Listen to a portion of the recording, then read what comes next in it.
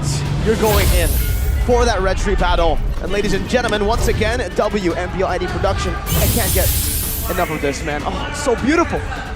I love it, you're right. Oh, take a look at Bruno juggling the balls. But yeah, game one of RRQ and Geek Fam.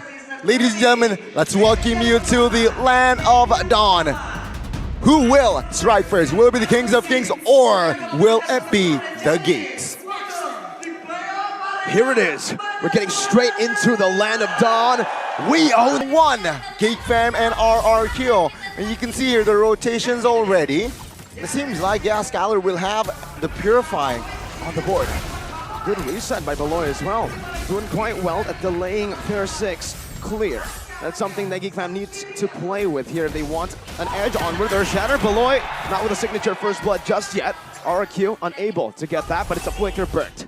Good flicker as well. I mean, might as well. Right here in that sticky situation now. Let's talk about emblems here. Anything stand out? Well, for sure, all the agilities here, because Geek Fam, they need to outmaneuver RRQ, considering that they don't really have the edge when it comes to big crowd control, unless it's a big one like the Wild Charge.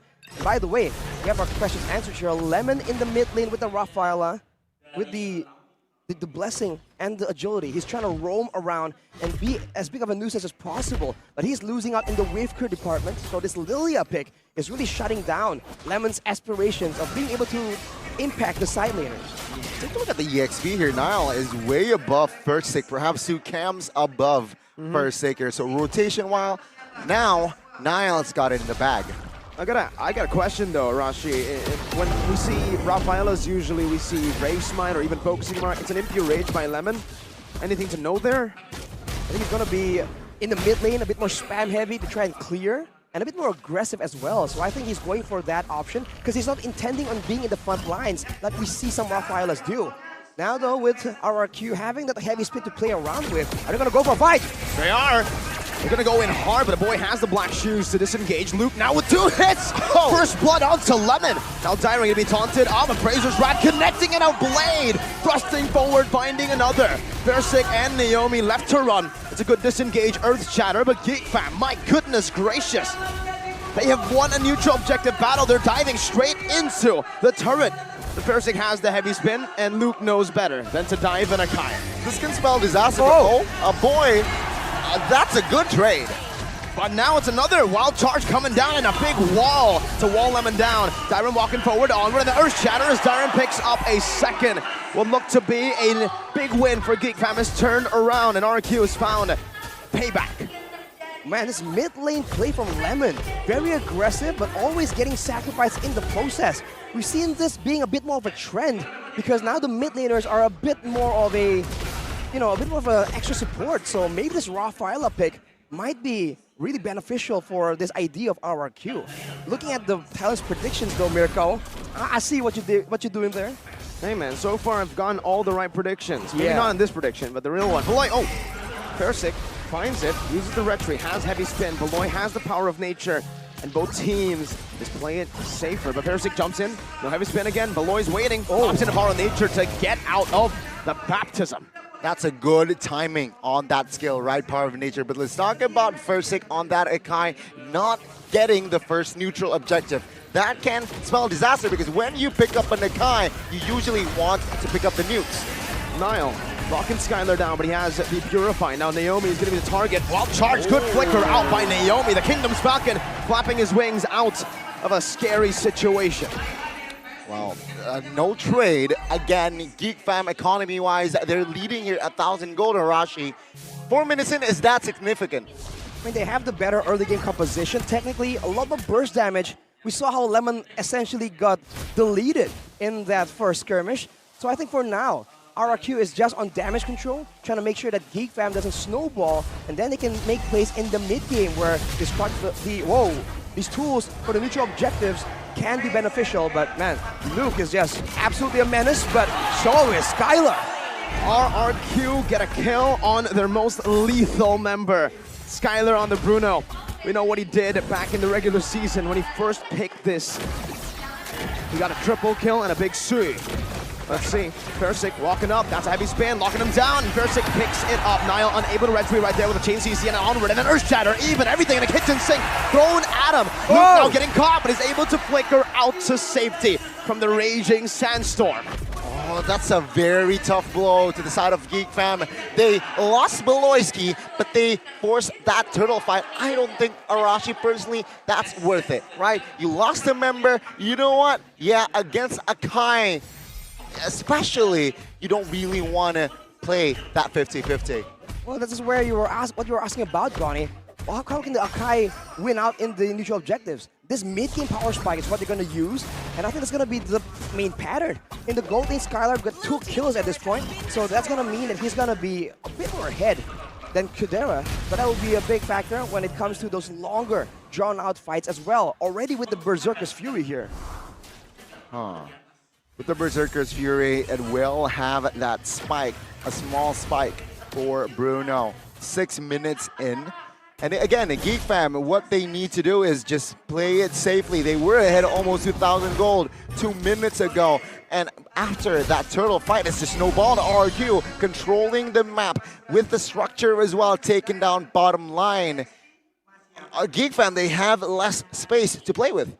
That's for now, though. Later on, this Paquito is going to be a huge macro threat. We can see a split push orchestrated by Geek Fam later on, and they are no stranger to those kind of macro movements. Unless RRQ, they can just shut down and just with brute force Geek Fam into areas of the map they do not want to be in.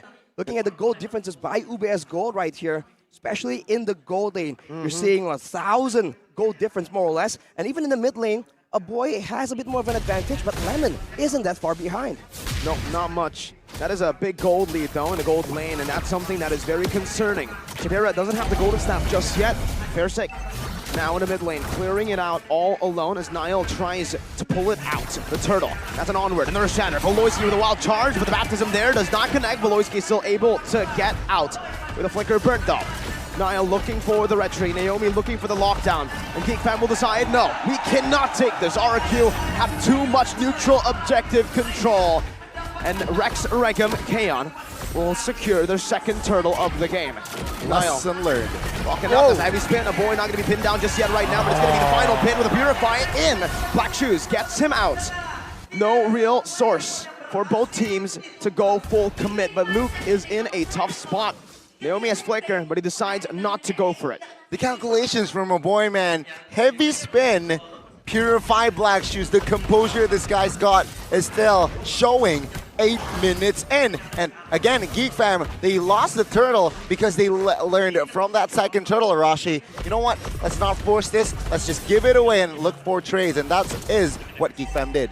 Well, for now, that is what the game is looking right? But after this first initial turn of tables, where RRQ now has the control, they're going to reach terminal velocity, where this carry and Lilia pick is going to do a lot of damage with enough items. So RRQ, they're actually working against the clock, and if you look at how people are moving here, Persic is the one being disturbed, being irritated by Beloyski. So despite being ahead, RRQ, they're not exactly aggressing. All they're doing right now is avoiding fights before neutral objective spawns, and they're going to rely on the Lord to get those objectives. Looking at the items right now, it's just, for the most part, all damage. Lemon, though, with the Demon Shoes, he's trying to make sure that he has ample supply of mana to heal up his teammates and provide that rotation speed they're going to require in that Lord macro take. I mean, great point. Geek Fam, at this point, they're just weathering the storm here. Late game carry will be more. Beloyski, though. The wild charge wasn't wild enough because the alien caught up with a baptism and the help of the Kingdom's Falcons onward. Man, that's such a shame. Beloyski caught, and a boy, he's okay. He's okay now. Let's see, RRQ again. They're looking to zone out members of Geek Fam. Lord is up. Let's see the setup. Oh, good onward, and now look at the damage coming from Skylar. Earth Shatter not comboed in with a flicker. Niall walking forward, taunting Skylar up. This is quite concerning. Look at Skylar's mana. He won't be able to pop skill 1, and that's why he is forced to recall. If Geek Fam know about this, they can start to force the issue, a 4v5. Okay, RRQ, they're committing to this. Geek Fam, Persic, and Niall, who will grab it? Well, now Luke is trying to zone the other members in the back line. Fersic jumps in with a heavy spin and secures the Lord for Rex Regum Kaon. Hitting Niall down as well. It's double the value. 2 birds, 1 stone. Take a look at top side as well. I feel like Geek Fam, they understand that, yeah, carry here, they did not join. He did not join. It's a 4v5 technically. RRQ gets it. But again, Geek Fam, they're not really looking to grab the wins here in that early 2 mid. They're looking to weather it out, be active, be more active through the lane. My question is, when will this hit, the power spike for Geek? I think at about the 4th item, more or less, that will be the time where the carry needs an underlying gold italic needs to be crowd controlled in the middle of a fight. Even the tankiest member on RRQ, the Akai or the Edith, will not be able to survive for longer than 2 or 3 seconds against the percentage HP shred. And for now, RRQ! That's a 2-man wild charge. Fair signal heavy spin. That's going to be the red tree coming down. He finally gets it off a cooldown and he uses it instantly. Beloy's isolated away. They're not going to try to chase him down though. They'll focus more on the turrets. Meanwhile, Luke taking a page out of Iran's book. Naomi with a flicker, not connecting. Earthstrider dodged away from Chidera. Getting some good stacks, some good damage on Naomi, but RRQ are doing the same to the tier 2 bottom lane turret. They spot Beloy trying to look for a flank, and they say no, not today. RRQ, they got the Lord, but they lost an inner turret as well. So Geek Fam, very good management here, especially if we're talking about that top lane where Paquito, yeah, cleared the super minions, grabbed the inner, and all Geek Fam members, they did not die. Exactly, man. That is the macro play that the Paquito really brings to your team. Dyron tries to cut the wave right there to try and ensure that the towers won't fall, but he missed 1 minion, I think. That was the only minion that Luke was able to use to take the turret down.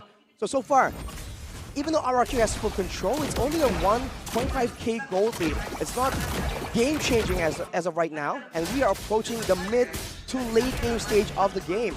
This is where Geek Fam, they're going to be able to try and hit back. So RRQ needs to be a bit more calculative in these team fights. Now, if they make a big mistake, Geek Fam can absolutely capitalize.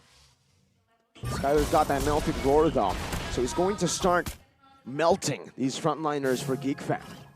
Let's see here. 12 minutes in. Tempo, pace gone down, but I mean, Beloyski is just a screen monster. He even committed the barrier and the wall charge there to try to steal the purple, but it seems like First was still too clean with it. Structure here, it seems like Luke will sacrifice that, knowing that no visible members on the map for RRQ. Luke wants to play it safe. Look at that damage. Down to half.